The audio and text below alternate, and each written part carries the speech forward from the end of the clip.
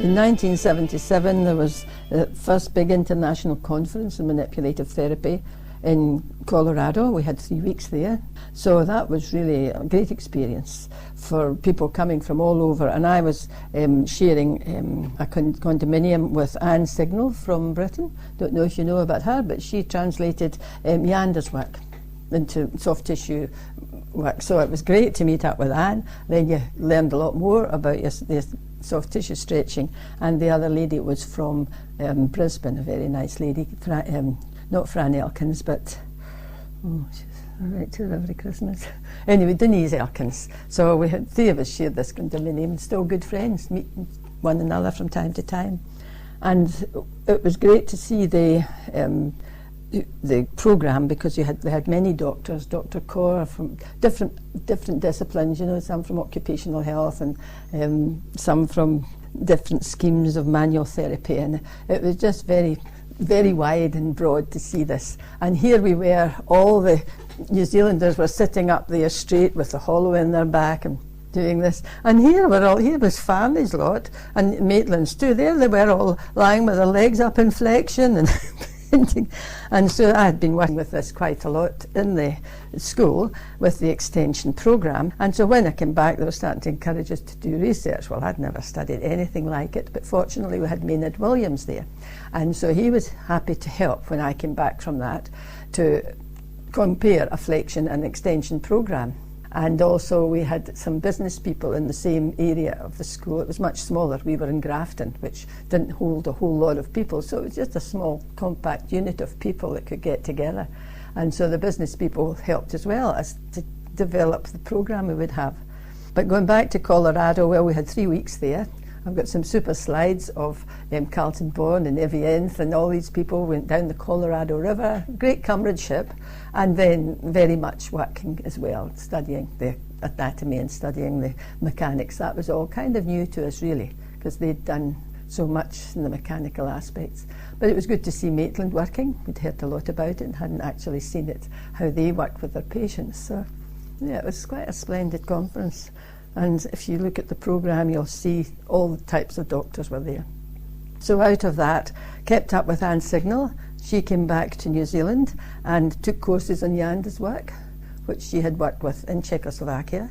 And she had actually translated the book. Oh, there it is, yeah. So underneath here. And so I went to we get involved with that and added it to our treatment.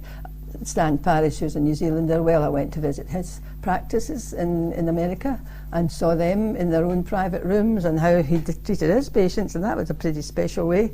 But he did a back school, and I've still got the slides for that. And it was a tape that you use for your patients to look at, and I've still got that. It might be useful to you to see that, the back school. And I had a small, but this time I'd actually bought a practice in Auckland where the students could go. I had physiotherapists working in it, but I could go myself after 4 o'clock and keep my hand in with treating patients, and also the students could go there as they went to other private practices, and so they could get the practical experience. So that was, I just managed to get in touch. Farfan, and there was another one that I went to in Montreal. I always picked the places that was where there was a good place to visit that I hadn't been to before. But I really did expand my career chances by taking advantage of this, but it was worthwhile because she gives you a broad idea of what was happening in the world and how you could treat your patients in different ways. That was really worthwhile. That's where then we can say, from that conference, I must say, I started to think it was worthwhile to examine a flexion and extension programme, because they're 2 very distinct methods and they were quite different. And so I had one group doing the flexion things, which included Maitland's pressure movements, you know, the grade 1, 2, 3, 4, and then include the massage and the backward bending, which we would do with the Rob's thing and a lot of mobilisation. And the exercise programme would be tending one way or the other, and how you would look after yourself, whether it was lying or whether it was sitting with the back and extending every hour. And it turned out from there that flexion just managed to look as though you get a better result. But it was nearly 50-50, but not quite. And it looked as though the people that got some massage and that would just get a wee bit better. And we worked in Auckland, we worked in the rehabilitation centres, and we had the Navy used to be there, we had a physio who worked there, and in the outpatients. So we had a broad range of people to look at. And the results to me was such, well, to tell you the truth, one or the other, but be careful. Be ready to use one or the other, because you may find that the extension ones aggravate something, and it was good for students to learn that as well. But from then on in, Mr. Mackenzie did not like what was happening at the school. We didn't come up with the results he really wanted, I don't think, and so he didn't like me after that. When we were so good friends, really were, but my husband as well. My husband wrote in a letter, this idiosyncratic polemic. Harry was very good with his words, but he's doing the same again. I can't believe it.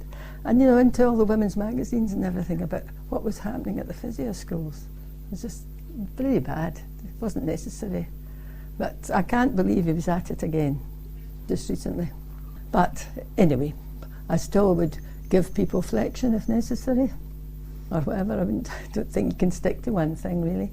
And also I did feel students weren't ready to be able to differentiate this, because you can do quite a lot of damage if you're pushing them into extension or pushing them into flexion. You take the time and build up to what you think they might need. And so it wasn't time for early, undergraduate students to really get stuck into that. They didn't have enough opportunity to work on patients. That was my approach anyway as a tutor. Just hold back and know what's there, but then gradually get into it. So